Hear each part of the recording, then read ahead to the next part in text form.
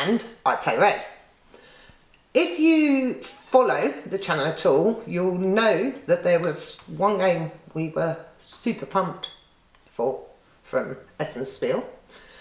You're probably sick of hearing me talk about it already, but I don't care. I'm going to give you more Ultimate Railroads. But today we're going to have a look at Asian Railroads, or in our case,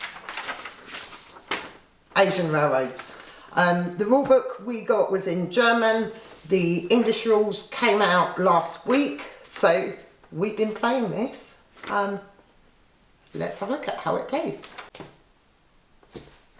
Now, I haven't got the main board out because obviously that's the same, all the actions are the same. All we're looking at here is Asian Railroads. If you want to know how to play Russian Railroads, go back and watch my video for that. The main difference you'll notice with Asian Railroads is the fact there's no industry track on the player board. For Asian Railroads, we actually have a shared industry track, which I think is probably the biggest difference between the games. So let's have a look at that first. Whenever you build a factory, two actions are triggered. So if I were to build a factory here, the first thing that happens is I'm going to resolve the action of the factory I'm building on top of. So in this case, I'd get one industry and one neutral track movement, and I pop that over the top. Now, you must be able to fully do the action you're placing on top of.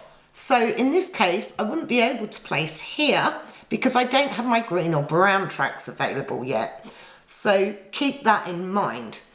You can, later on in the game, build over the top of these factories as long as it's even. So I couldn't do that yet, but if there was a factory on all these other spots, I could then build over that.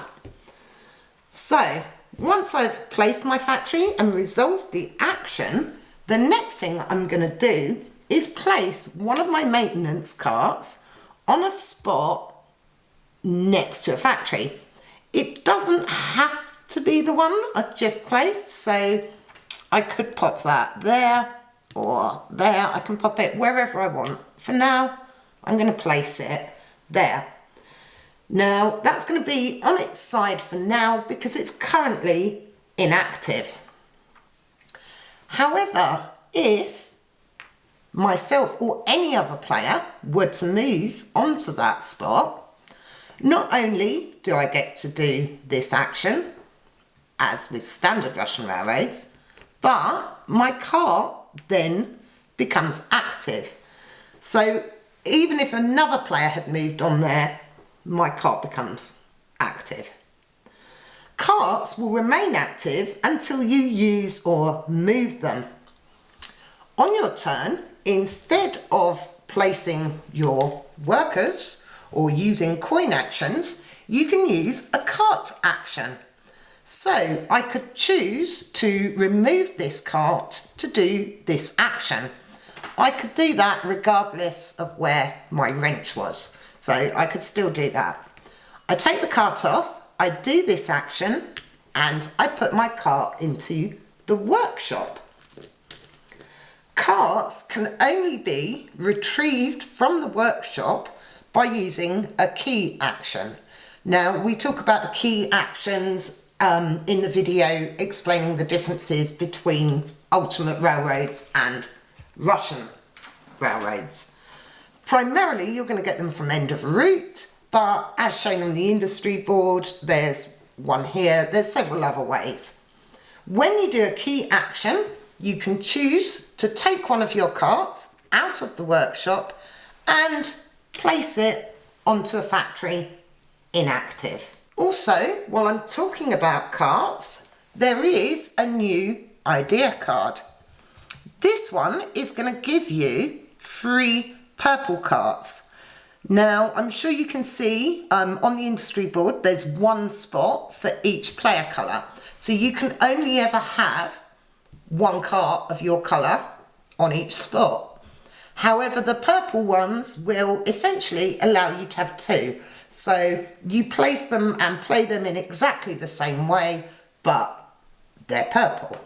Also, there's a few other interesting points to note on the industry board. When you reach here, you're going to get to use one of your idea tokens. So you do that in exactly the same way you do on the board. Let's say I place that here and move 1, 2, 3. Oh, I'd have to be there, wouldn't I? 1, 2, 3, 4, 5, for example. If you're lucky enough to get a second wrench on that spot, you're going to get one of the infamous key actions. All the time, these factories are marked with the cross. You can't move on to them. So if I was there, I couldn't go here. I'd have to go straight across. It's only when the factories are placed over the top that you can move onto them. Moving onto the player boards, a lot of this will be familiar. There are 3 tracks, like every other player board. However, we've also got these 3 construction sites. There are a few points on the board. There's one here, and there's the third one. These will allow you to remove these construction sites. So if I were to put an engine there, that would be powered. I have the requirements. I can remove one of these 3. When you remove the construction sites, you get the chance for 1 industry movement or 1 coin, and then that's removed from the game. The thing you'll notice with these is that they add space for all of the locos. So your top track, you can essentially now have 3 engines on there, and our second track, we can have 2. So all of the locos, which is pretty cool. Most of the bonuses on the board will be things you're used to seeing in the other variations of the game. The +5, the extra workers, the key actions, which we've spoken about. There are, however, now 2 spaces that you can get your silver track from. Obviously, if I've got here and taken my silver track here, this space is essentially redundant. You don't get a second lot of silver tracks. The one new addition to this board is there are quite a few spots on the board that allow you to gain locos. Bearing in mind we spoke about the super duper level 10 locos, so there are much bigger opportunities to score. Idea markers. There's a new idea marker in the game. This gives you a brand new Osaka route. This is Tokyo to Osaka. You're going to take this route and place it over the top, and you place your tracks wherever they were. So if I'd been up here, it would go back here. I'm obviously not going to gain any of the bonuses if I've already gone past them. However, there's loads of new bonuses here. And this also opens up a second spot for you to get your gold tracks. So there's a ton of new stuff on here. It's well worth doing if you can get it. The other thing to notice with the new Osaka track is initially you're only allowed to place the wood and the green tracks, whereas this new line actually opens it up and you can place all of the tracks on here. There's the same number of spaces for doublers. There's just a lot more bonuses. There's doublers on all 3 tracks, though there is less on the top track than usual. The top track, Beijing to Baotou and Seoul to Vladivostok, are both actually much longer than in the other games, which is another way that the 10 locos come in really handy. And there's just a ton of bonuses. Let's say most of this is stuff you've seen before. We've got these spots that give you extra points. The idea tokens go down when you hit these. The other major difference is you're going to swap out all the standard level 2 locos.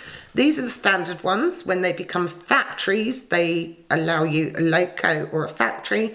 For Asian railroads, you're going to chuck those away. Well, don't chuck them away. And replace them with these level 2 locos that give you extra movement on your beige track. So that's it. That's the new Asian railroads. The big difference is the industry track and the kart mechanic giving you extra actions, which does mean you can be a bit more relaxed about grabbing those extra workers on the main board, I think. We've played it a few times now, really enjoying it. Honestly, it's just nice to have new Russian railroads. Hope you enjoyed this video. If you did, click like and subscribe. We have videos for Russian railroads, German railroads and American railroads available, but they were all done with the older edition. So we have also now done a video showing you the differences between the two. So if you're as into Russian railroads as we are, go and check them out.